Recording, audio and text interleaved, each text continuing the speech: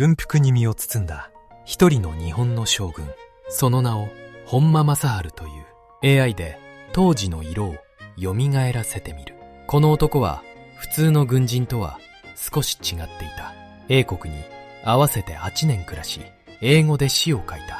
温厚で知られ、部下たちに深く慕われた将軍だった。そして太平洋戦争の始まり、わずか半年であのマッカーサーをフィリピンから追い落とした男でもある。国内はこの勝利に沸いた。だがその生涯の終わりはあまりに悲しい。戦後、彼はバターン氏の行進の責任を問われ、マニラの法廷で死刑を宣告される。敗れたはずのマッカーサーによる報復とも言われた裁判だった。その法廷で妻の藤子はただ一言だけこう言い切る。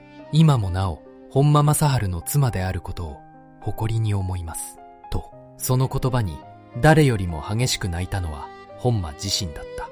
これから語るのは勝利と栄光の物語ではない。英国を愛し詩を書いた一人の男が戦争という時代に静かに押しつぶされていく物語である。英国を愛し詩を書いた将軍はなぜ死なねばならなかったのか。その答えは最後にもう一度考えたい。これから本間正治という男の59年の生涯をたどる。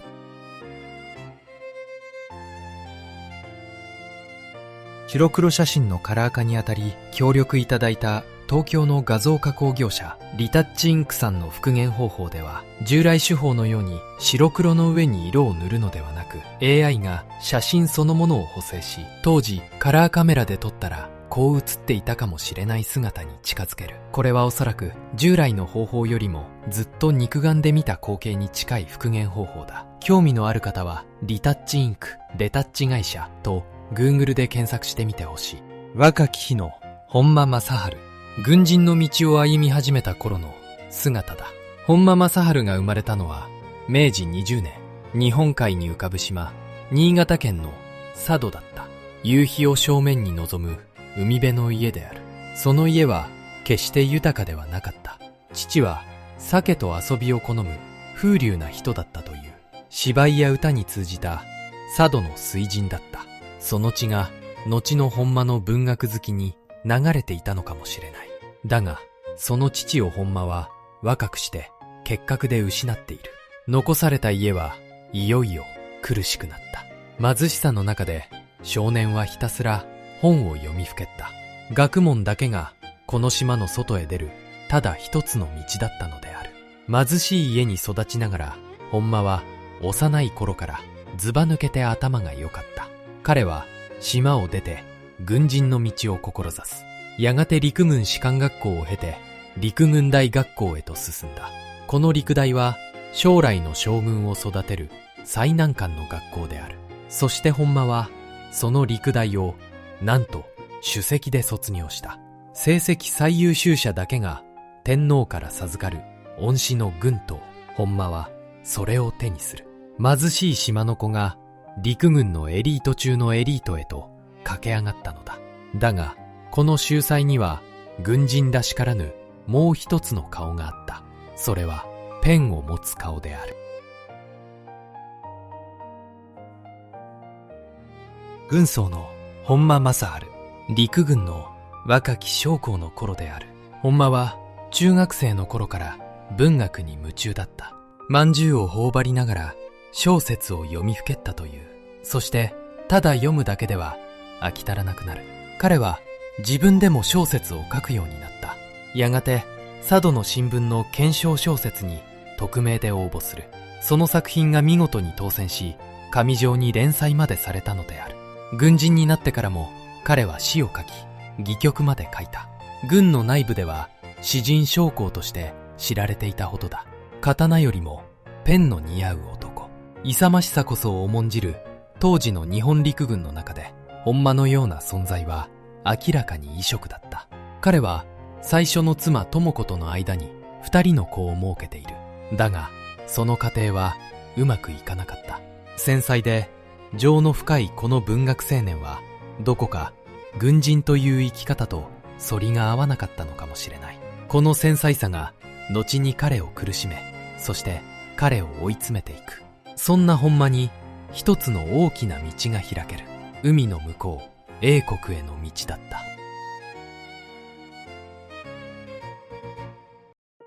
大正7年、本間は英国のロンドンに渡った。この時から3年、彼は英国で暮らす。まだ最初の妻と2人の子は日本に残したままだった。本間は流暢な英語を話した。そして英国の文化とその暮らしを心から愛した。紳士の国の物の考え方やその作法を彼は自然と身につけていく。日本の軍人でありながら、どこか英国紳士の風格があった。物のしは柔らかく、決して声を荒げない。理を尽くして静かに語る人だったという。後に彼は二度目の妻、藤子ともこの地で日々を過ごす。その滞在は二度合わせて8年にも及んだ。本間にとって英国はもう一つの故郷だったと言える。この英国での日々に生涯変わらぬ一つの出会いが待っていた。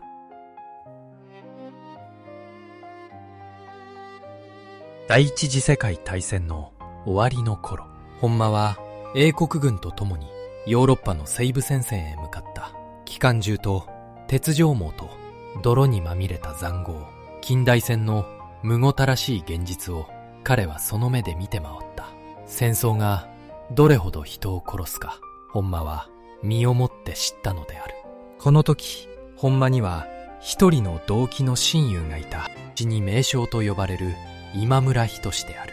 実はこの西部戦線を視察する役目は本来今村のものだった。だが本間はどうしてもそれを見たくて上官に頼み込む。そしてその役目を自分と入れ替えてもらったのだ。後日本間はそのことを今村に正直に打ち明け、深く詫びた。黙っていればわからないことだった。だが本間はそれを言わずにはいられなかったのである。今村はその正直さにかえって彼を許したという。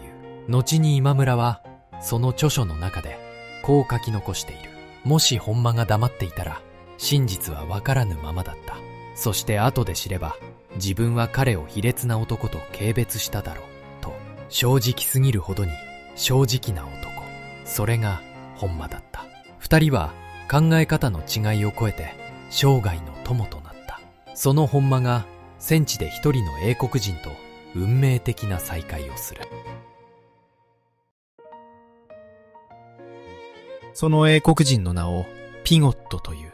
ピゴット家と日本の縁は実に古い。明治の初め、その父親は法律の顧問として日本に招かれた。かの伊藤博文の法律顧問を務めた人物である。一家は幼い息子を連れてはるばる横浜にやってきた。その息子のピゴットもまた後に英国軍の少将となる。そして父に倣って日本を深く愛した。本間とピゴット二組の夫婦は長い年月家族ぐるみで親しんだ。互いの家を行き来し休暇を共に過ごす間柄だったのである。本間にとって英国は決して遠い異国ではなかった。親友も恩人も、そして心を許せる家族がそこにいたのだ。だからこそ彼は英米との戦争を望まなかった。その本間が皮肉にも英米との戦争へと駆り出されていく。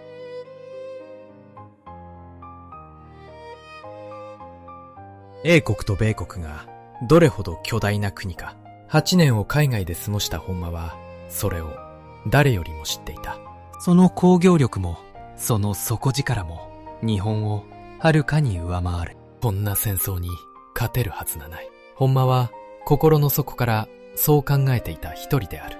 彼は対米英の開戦にはっきりと反対だった。その率直な物言いは軍の強硬派から疎まれていく。親英米派の腰抜け、そんな陰口も囁かれた。だが昭和16年、日本は開戦へと突き進んでいく。軍人である以上、一旦命令が下れば舌がわねばならない。戦いたくない戦争のその最前線へ。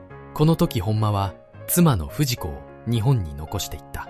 そして本間は静かに南の島へと向かうことになる。本間に与えられた任務はフィリピン攻略だった。彼が率いるのは第14軍。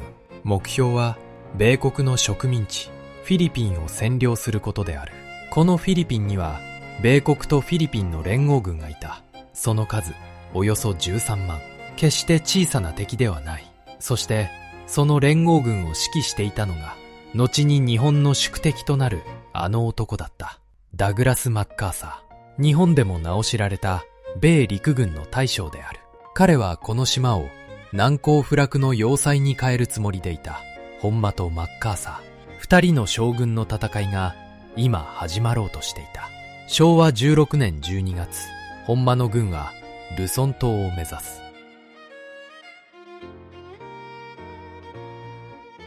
ルソン島の海岸に上陸する日本軍の部隊。リンガエン湾での上陸の瞬間だ。昭和16年12月22日、本間の第14軍はルソン島のリンガエン湾に上陸した。波打ち際には次々と上陸用の舟艇が乗り上げる。湾から首都マニラまではおよそ200キロ。日本軍はそこへ向かって一気に南下を始めた。対するマッカーサーの連合軍はじりじりと後退していく。彼らは平地での決戦を避けたのである。本間の軍は開戦からわずか10日余りで首都マニラの目前にまで迫っていた。だがこのあまりに順調な進撃こそが罠だった。退いていく敵はある恐ろしい場所へ静かに兵を集めていたのである。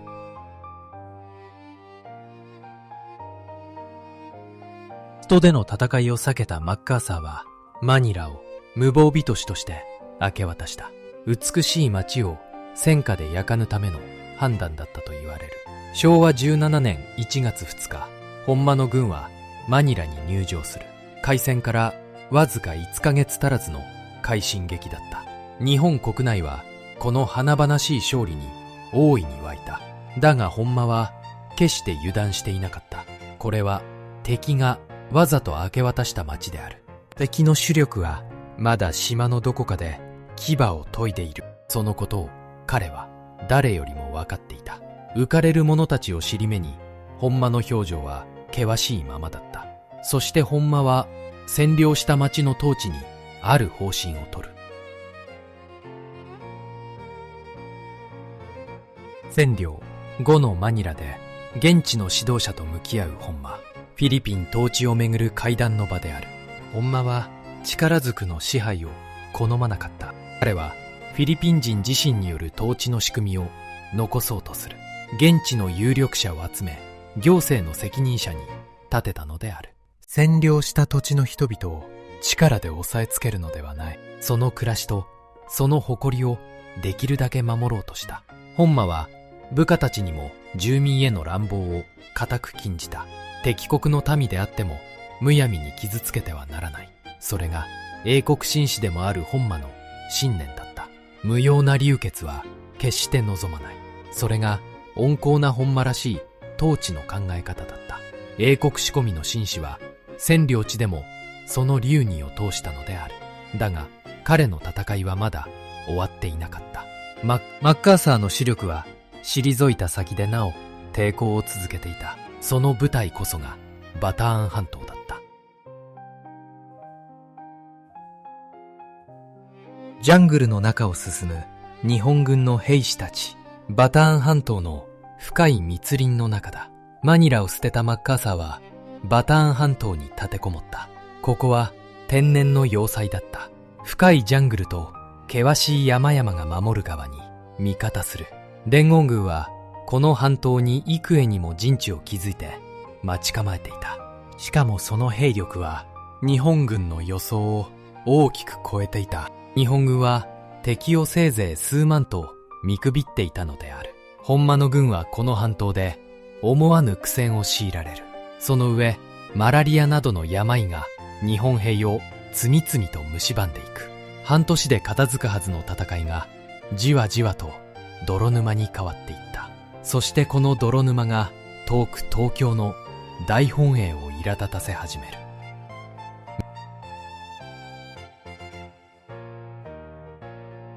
昭和17年1月、本間はバターンの連合軍に総攻撃をかけた。だがその最初の攻撃は無残な失敗に終わる。険しい地形と頑強な抵抗の前に日本軍は前進できなかった。密林の中で多くの兵が命を落としていく。補給も思うようには届かなかった。日本兵もまた飢えと病で戦えなくなる者が続出したのである。海に突き出た岬に切り込んだ日本の部隊は逆に敵に囲まれ皆殺しにされた。投入した精鋭の一隊が丸ごと密林の中に消えていく。本間の師団はその兵力の大半をすり減らしてしまった。これ以上の攻撃はもはや不可能だった。本間は一旦軍を退き、体制を立て直すしかなかった。彼は勝ち目のない突撃で兵をいたずらに死なせることを嫌った。一人でも生きて返してやりたい、そう考える将軍だったのである。だがこの慎重さが思わぬ形で本間を追い詰めていく。矛先は遥か東京から彼に向けられた。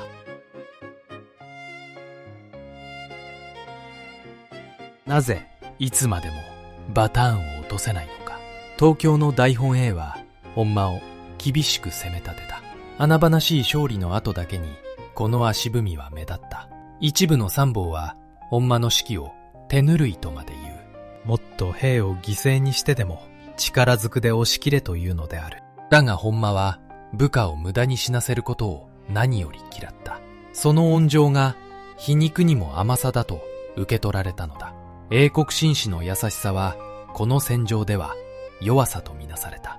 軍の中央は本間への不信を次第に強めていく。そして本間のもとに一人の男が送り込まれてくる。強硬な手段を少しもためらわない危険な男だった。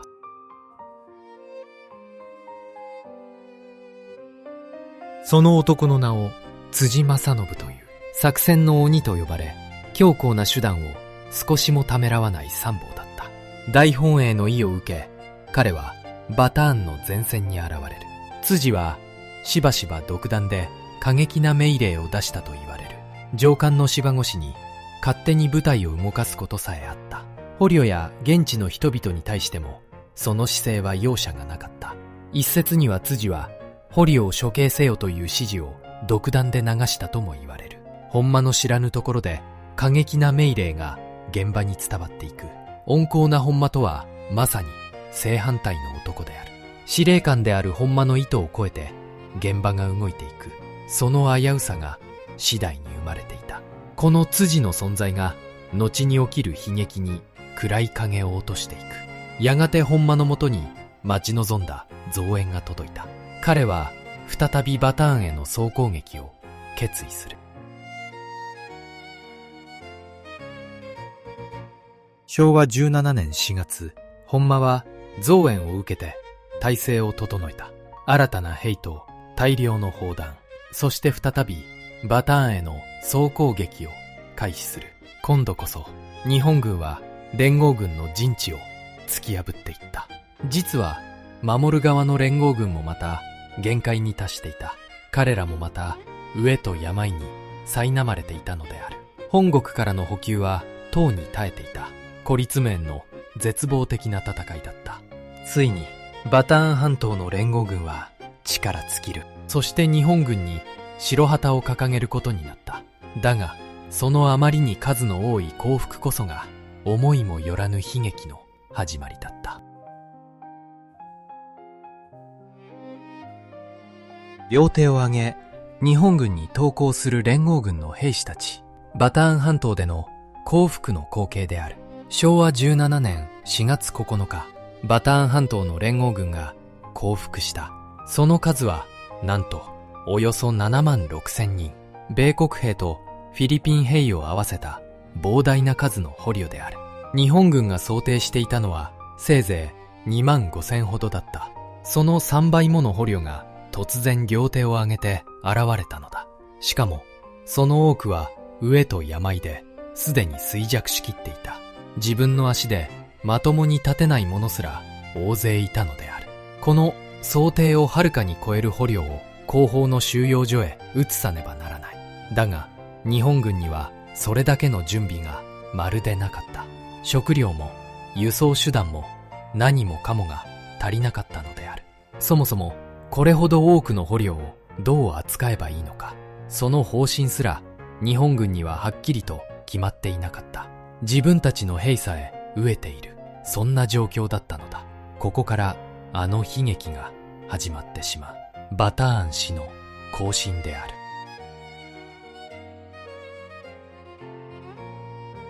岩山に運が垂れた要塞の入り口、コレヒドール島の地下要塞だ。バターン半島の沖に小さな岩の島があった。コレヒドール島、連合軍最後の砦である。島の中にはマリンタトンネルと呼ばれる巨大な地下要塞があった。米兵たちはこの岩の下に立てこもり、なおも抵抗を続ける。本間の軍はこの島に集中砲火を浴びせ続けた。そして昭和17年5月6日、ついに連合軍は降伏する。指揮官のウェインライト将軍が白旗を掲げたのである。こうしてフィリピンの組織的な戦いは終わった。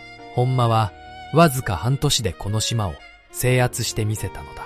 だが、その勝利の直前、一人の男が島から姿を消していた。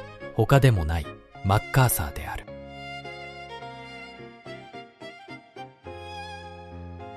米陸軍の大将マッカーサー、本間の宿敵となる男だ。要塞が落ちる前、マッカーサーは密かに島を脱出していた。小さな魚雷艇と飛行機を乗り継ぎ、遥か豪州へと逃れたのである。自らの兵を戦場に残しての脱出だった。その豪州で彼はあの有名な言葉を残す。私は必ず戻ってくる。だがその胸の内には深い屈辱が渦巻いていた。自らの軍を捨てて逃げた将軍という汚名である。そしてこの屈辱を彼に与えたのが他ならぬ本間正治だった。マッカーサーは本間の名を生涯忘れなかったと言われる。二人の将軍のこの深い因縁が4年後、一つの法廷で牙を剥くことになる。だがそれはまだ先の話である。まずは勝利の陰で起きたあの悲劇を語らねばならない。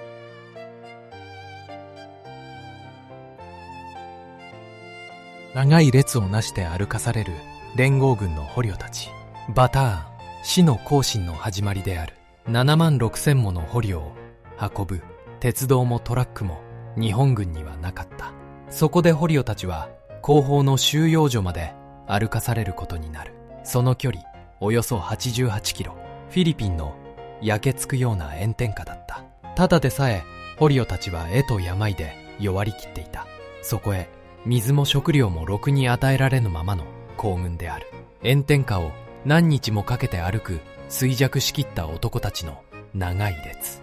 じりじりと体力を奪われ、次々と力尽きて倒れる者が出た。道端には動けなくなった捕虜がうずくまっていく。そしてその倒れた者たちを待っていたのはさらに残酷な運命だった。炎天下をなおも歩き続ける捕虜たちの姿。行進はなお続いていた。歩けなくなり列から落後した捕虜、その多くが監視の日本兵に命を奪われた。銃剣で刺され、あるいは撃たれ、道端に倒れていく。炎天下の道には絶えず後ろから銃声が響いた。それは遅れれば殺されるという無言の脅しだった。たまらず水を求めて列を離れた者も容赦なく処分された。沿道の井戸に口をつけただけで命を奪われた者もいたという。炎天下の道はやがて無数の死体で埋まっていったという。助けようと駆け寄った現地の住民までが巻き込まれた。米国兵とフィリピン兵を合わせ数千人がこの行進で命を落とした。1万人を超えるとも言われるが、正確な数は今も分かっていない。後にこの出来事はバターン氏の行進と呼ばれ、連合国側から日本軍の残虐行為の象徴として世界に知れ渡る。だがその責任は本当に本間正治にあったのだろうか。担架で運ばれていく動けなくなった捕虜たち。収容所への道の途中である。ようやく地獄の行進を生き延びた捕虜たち。彼らを待っていたのはオドンネルと呼ばれる収容所だった。だがそこもまた地獄だった。磯ごしらえの収容所の設備はあまりにも貧弱だった。飢えと伝染病と医薬品の不足。たどり着いた捕虜たちはそこでも次々と倒れていった。わずかな水を求めて汚れた水たまりにさえ群がる者もいた。赤痢やマラリアがたちまち収容所全体に広がっていく。収容所に着いてから命を落とした者の数は後進の死者をさらに上回る。後進と収容所、この一連の悲劇で失われた命はあまりに多い。この惨劇の記憶が4年後本間の運命を決めることになる。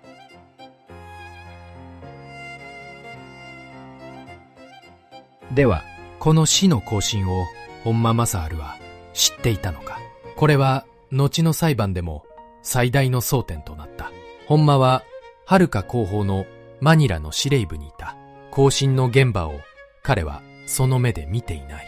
そして部下たちもその惨状を正直には報告しなかったという。うまくいっているとだけ伝えられていたのである。もともと本間は捕虜を丁重に扱うようはっきりと命じていた。英国紳士でもある彼がこの虐待を望むはずがなかった。だが軍の最高責任者はあくまで本間である。自分の目の届かぬ場所で部下が犯した罪、その責任さえも司令官は負わねばならない。命令責任というこの重い原則が後に本間の首を絞めることになる。フィリピンを制圧したのは紛れもなく本間の功績だった。だがその戦いに手間取ったことを軍は許さなかった。昭和17年8月、本間は日本へ召喚される。戦いが終わってわずか3ヶ月後のことだった。そして本間は二度と戦場の指揮官に戻ることはなかった。やがて彼は予備役に編入され、軍の第一線から外される。温厚すぎる、手ぬるい、そんな評価が彼につきまとった。皮肉なことに、あのマッカーサーを破った将軍が自国の軍から冷たく遠ざけられたのである。本間は故郷で妻の藤子と静かな日々を送るようになる。読書と詩と庭仕事、それは彼が本来望んだ暮らしだった。だがその静けさを敗戦が無情に打ち砕く。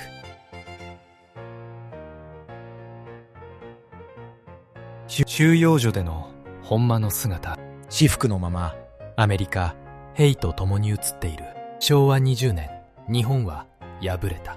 間もなく戦争犯罪を裁く動きが始まっていく。本間正治もまた戦犯容疑者として逮捕された。彼が最初に送られたのは東京の大森収容所である。かつて捕虜を収容した側の将軍が今や収容される側になった。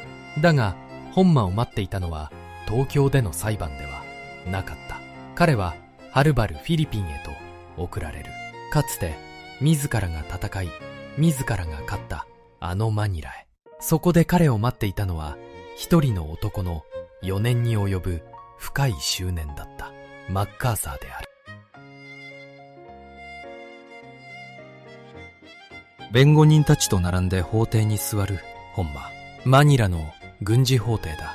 昭和21年1月、マニラで裁判が始まった。本間を裁くのは米軍の軍事法廷である。問われた罪はバターン氏の行進をはじめとする彼の軍が起こした数々の残虐行為だった。その訴えの数は40を超えた。裁判は1月から2月まで6週間にも及ぶ長いものとなる。本間は獄中で死の行進についての自らの立場を書き続けたという。自分の死期のどこに落ち度があったのか。彼はその一つ一つを冷静に検討していった。自分はその実態を知らなかった。現場を見ていない本間がそのすべての責任を問われたのだ。指揮官として部下の罪を負う命令責任という考え方である。だがこの裁判には初めから動かしがたい空気があった。まるで判決が先に決まっているかのような空気だった。なぜならこの裁判をお膳立てしたのはあの男だったからだ。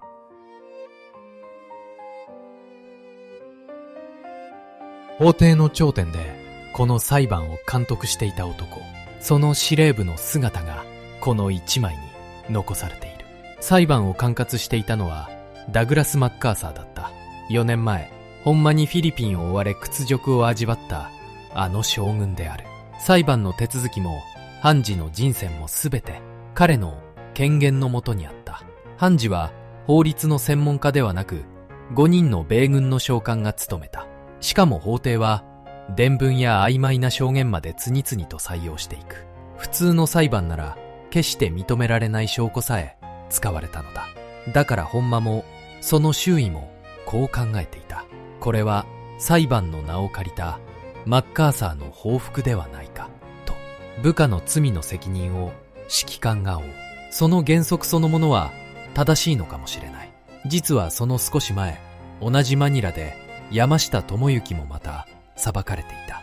部下の罪を問われ絞首刑となったあの山下である。本間の裁判もその大きな流れの中にあった。だが裁く者がかつて敗れた本人であっていいのか。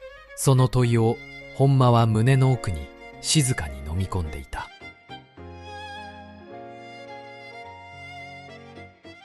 敵国の被告となった本間に弁護人がついた。その数6人、すべてアメリカ陸軍の将校である。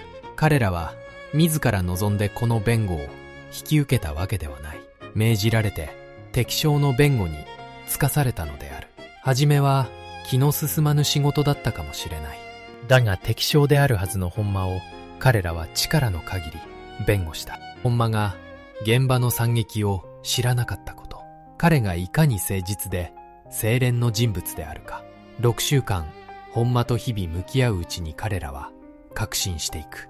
この人には道義の上でも何の汚れもない。君方を超えて本間の人柄は彼らの良心を動かしていた。彼らは後に本間の潔白を心から信じたと書き残している。裁く国の軍人が裁かれる敵将に敬意を抱く。それほどの人物が今死の淵に立たされていた。そんな本間のもとに一人の女性が海を越えてやってくる。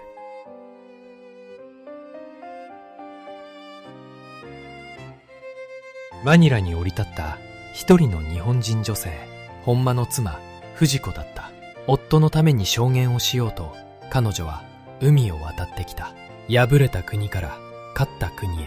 かつて夫が戦い、今夫が裁かれるその敵地へ。たった一人で乗り込む大変な覚悟の渡航だった。まだ日本と外国との行き来もままならない時代である。渡航の許可を得るだけでも並大抵の苦労ではなかった。夫は戦犯として裁かれている。その妻が敵地へ行くことに冷たい目を向ける者もいただろう。それでも彼女はどうしても行かねばならなかった。夫がどんな人間であるかをこの目で見た者として伝えたい。その一心だったのである。今画面に映るのはその藤子の姿だ。そして藤子は敵国の法廷で証言台に立つ。居並ぶアメリカ人たちを前に彼女は静かに口を開いた。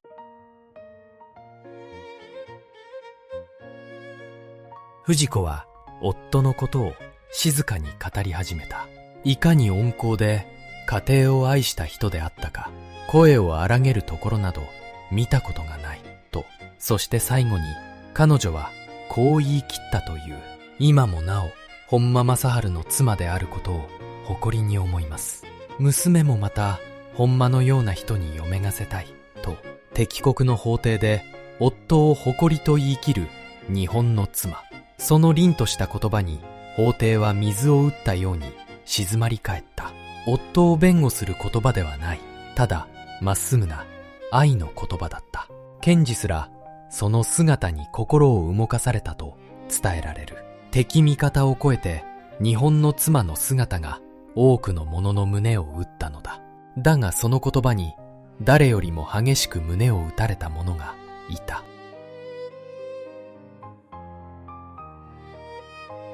妻の言葉を被告席で聞いていた本間。うつむき涙を流すその姿。藤子の証言に誰よりも泣いたのは夫である本間自身だった。死を目前にした将軍が法廷でこらえきれずに涙する。その瞬間がこの一枚の写真にはっきりと残されている。本間は後に手記にこう書き残した。妻がマニラに来てくれたことは非常な手柄であった。と、毎日は会えなくても妻がこの地にいてくれる。それだけでどれほど慰められ力になったか知れない。と、そしてこうも書いている。もうこの世で会えぬと思うと名残は尽きぬ。と、さらにこう書き添えた。どうか幸せに健康に暮らしてくれ。と、死を前にした夫が最後に願ったのは自分のことではない。ただ残される妻の幸せだった。死の淵にあってなお本間を支えたのはこの妻の存在だった。だが判決の日は無情に近づいていた。敬礼を交わす日本の将官たち。日本陸軍の将官たちである。昭和21年2月11日、判決が下された。本間正治に告げられたのは死刑である。二つの罪状のうち一つで有罪とされたのだ。無罪を信じていた本間にとってそれは不当な宣告だった。彼はこの死をどうしても承服できなかった。弁護人たちも諦めなかった。彼らは遥か本国アメリカの最高裁判所にまで訴え出る。この裁判は正当な手続きを書いていると。だが最高裁はその訴えを退けた。しかし二人の判事だけはこれに真っ向から反対する。マーフィーとラトリッチ。二人はこう書き残した。敵国の将軍からも公正な裁判を受ける権利を奪ってはならない。これはアメリカの法の恥ずべき汚点であると。裁く側の国の中にさえこの裁判を恥じた者がいたのだ。だがその最後の望みも絶たれてしまう。それでも本間はせめてその死の形に一つの願いを持っていた。同じ死刑でも絞首刑ではなく銃殺にしてほしい。首を吊られるのは罪人の死である。弾に撃たれる銃殺は武人としての名誉ある死だった。その願いは聞き入れられ刑は銃殺と決まる。最後まで彼は一人の軍人であろうとした。そして獄中で彼はいくつもの手紙を書き残していく。処刑を待つ獄中で本間は多くの手紙を書いた。そして日記もつけていた。そこに記されているのは意外にも静かな日常である。妻からの心尽くしの差し入れ、かゆいところに手が届くようだと彼は感謝を書きつけている。死を待つ身にありながらその筆は驚くほど穏やかだった。親しい旧友にはこう書き送っている。不公正極まる裁判で銃殺を宣告された。このまま死んでいくのかと思うと残念でならないと。裁判への抑えきれない怒り、妻や子への泣き叫びたいほどの思い、そのすべてを本間は武人らしく静かに飲み込もうとした。一度は毒を求め自ら命を絶とうとさえしたという、それほどの苦悩だったのである。そしてその旧友への手紙を彼はこう結んでいる。今となりては一切夢にござ候。すべては人場の夢であった。その一言に不当な死を受け入れようとする彼の心が滲んでいる。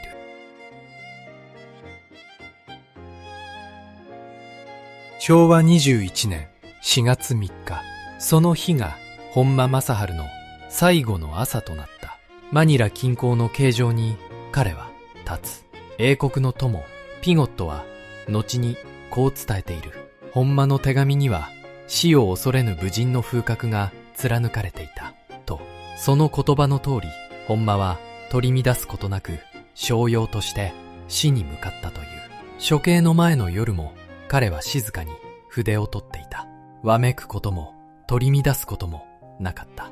そしてその朝を一人の武人として迎える。数発の銃声がフィリピンの朝に響いた。本間正治、享年59。マッカーサーを破り、そのマッカーサーに裁かれた将軍は、こうして異国の地でその生涯を閉じた。英国を愛し、詩を書いた一人の男のあまりに悲しい終わりだった。その最後を遠い日本で妻の藤子が思っていた。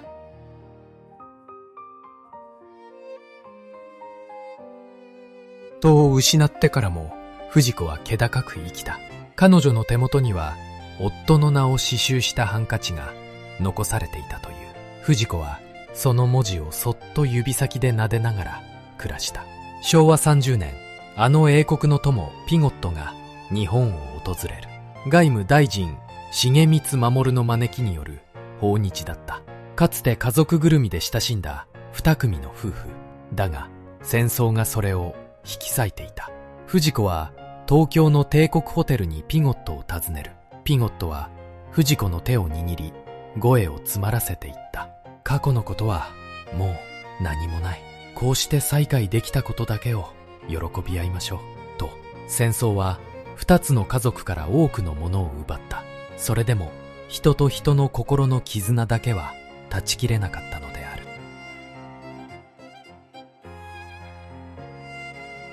本間正治という将軍の59年の生涯をたどってきた。佐渡の貧しい家に生まれ、陸大を首席で出た秀才。詩を書き、戯曲を書いた風変わりな将校でもあった。英国に8年を暮らし、その文化と人々を深く愛した。親友の今村仁とは生涯変わらぬ友情で結ばれるからこそ、彼は英米との戦争に最後まで反対した。英国を愛し、詩を書いた温厚なエリート軍人。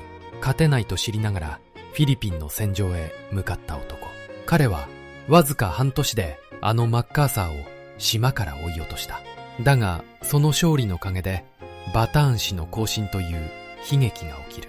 本間はその惨劇を現場では知らなかったとされる。それでも司令官として全ての責任を負わされた。そしてかつて彼に敗れたマッカーサーの下で裁かれる。報復とも言われた裁判の末下されたのは死刑だった。その裁きをアメリカの最高裁でさえ2人の判事が恥じた。敵国の将軍からも公正な裁判を奪ってはならないと冒頭で立てた問いをもう一度思い出してほしい。英国を愛し詩を書いた将軍はなぜ死なねばならなかったのか。その答えのすべてがあの法廷の一粒の涙身にある。妻の藤子は敵国の法廷で夫を誇りに思うと言い切った。その言葉に死を前にした将軍が声を上げて泣いた。そこにいたのは軍神でも罪人でもない、ただ妻に愛され妻を愛した一人の人間だった。一切夢にござ候。すべては夢だったと言い残し、本間は異国で銃殺された。享年59。あまりに悲しい生涯の終わりだった。本間の墓には彼自身の筆跡が刻まれているという。死を前にしてなお乱れることのなかったあの文字である。妻の藤子は夫の名を刺繍したハンカチを手放さなかった。その指先は亡き夫の名をなぞり続けたのである。本間正治の生涯は一冊の評伝に今も残されている。題して一切夢にござ候。カラーで蘇った写真の中に彼らは確かにそこにいた。私たち日本人はそのことを忘れてはいけない。あなたはこの本間正治という将軍の生涯をどう感じただろうか。ぜひコメントで聞かせてほしい。ここまでご覧いただきありがとうございました。この動画が心に残ったら高評価とチャンネル登録で応援よろしくお願いします。